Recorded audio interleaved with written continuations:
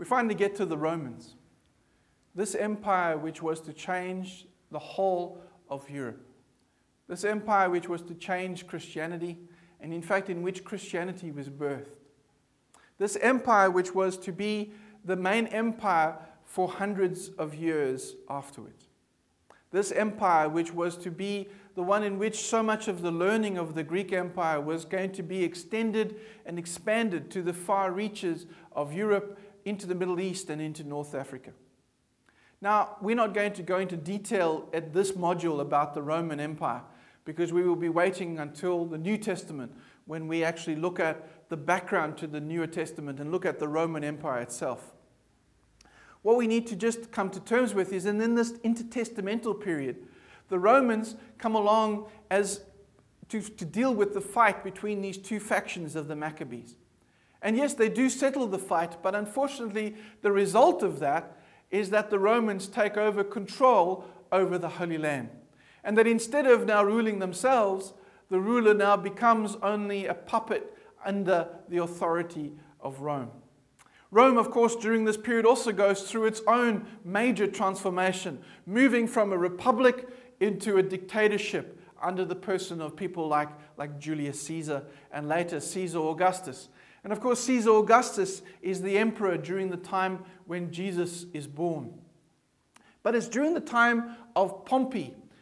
He was one of a collection of people who were leading, that out of the puppets that are now within Judaism, or within Judea as it's called at this point, the main ruling council, or the Sanhedrin, has again these same factions. And out of these factions, one faction rises to the top, and that faction are the Herodians. And the Herodians are led by Herod.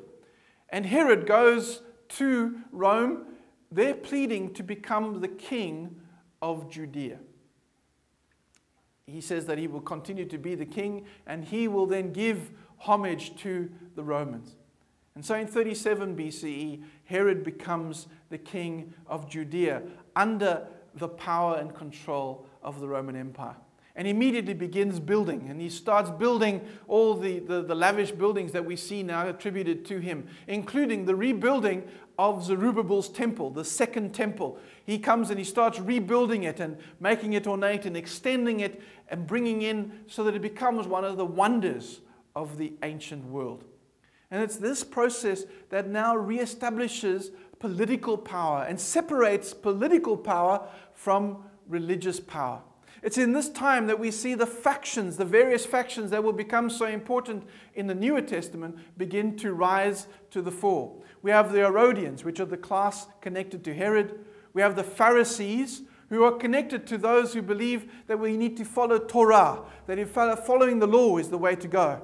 We have the Sadducees, who now continue the process of the priestly class, of looking after what's happening in the temple and the sacrifices and all the things that are associated with it. And then we have a new group that comes up, the Zealots. These are the people who want to go back to the glory days of self-rule under the Maccabees. And finally, we have the Essenes, that group who decide that they no longer want to be part of this whole situation anymore, and they withdraw from society, to withdraw to the lonely, quiet places, like the Dead Sea. We may remember the Essenes by virtue of a collection of documents which were found near the Dead Sea in some caves. They're often referred to as the Dead Sea Scrolls. They were produced by this group called the Essenes. In some ways, they're similar to the monasteries, the monks of the Christian era. These Essenes who were trying to live a holy life, feeling that they couldn't do that anymore in the hustle and bustle of Jerusalem and the rest of Judea. That gives you a sense of what was happening politically. But each of these groups affected Judaism. And by virtue of affecting Judaism, affected Christianity later on. The introduction of dualism, the introduction of a personification of evil, the introduction of a devil, of a Satan. These are things that all came from the interactions of the Jews with these other nations and empires around them. First the Persians, then the Greeks, the Seleucids, Then the Maccabean period, the period where they controlled their own affairs, but in fact moved much more to a much more legalistic perspective of Judaism. And then out of that into the Roman era. This Roman era, which was to become the soil from which Christianity would spread. But it's also the environment in which that would happen. When we get to the next module, the module in the New Testament, you'll see just how important the Roman era was in understanding the Newer Testament. In the same way, we need to read things like the Apocrypha and the Pseudepigrapha in order to get an insight into what was happening in this intertestamental period. Otherwise, we don't really understand some of the things that Jesus was saying when he talks about things in the Newer Testament.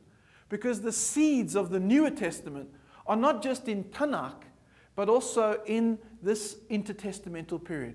This period of political upheaval, of religious upheaval, this period in which the Jews were still trying to maintain fiercely their sense of identity and culture and practice and religion in the face of unbelievable odds. The fact that they were able to do that says something about the power of Tanakh, the power of a strong foundation, of good walls to be able to help us grow in faith and in relationship with God.